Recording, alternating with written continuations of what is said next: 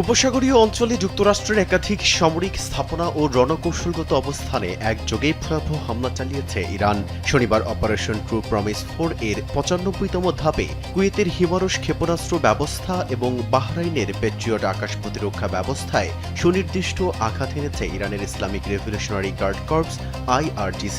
পাশাপাশি সংযুক্ত আরব আমিরাতের বেশ কিছু মার্কিন সংশ্লিষ্ট স্থাপনায় ড্রোন ও ক্ষেপণাস্ত্র হামলা চালানোর দাবি করেছে তেহরান। একই সময়ে রণকৌশলগতভাবে গুরুত্বপূর্ণ হরমুজ প্রণালীতে ইসরায়েল সংশ্লিষ্ট MSC ইশিকা নামক একটি জাহাজে ড্রোন হামলা চালিয়ে তাতে আগুন ধরিয়ে দেয় ইরানি বাহিনী। রয়টার্সের তথ্য অনুযায়ী লাইবেরিয়ার পতাকাবাহী জাহাজটি বাহরাইন থেকে যাত্রা শুরু করেছিল। ইরান স্পষ্ট করেছে যে ইসরায়েল এবং তাদের সহযোগীদের কোনো জাহাজকে হরমুজ প্রণালী ব্যবহারের অনুমতি দেওয়া হবে না।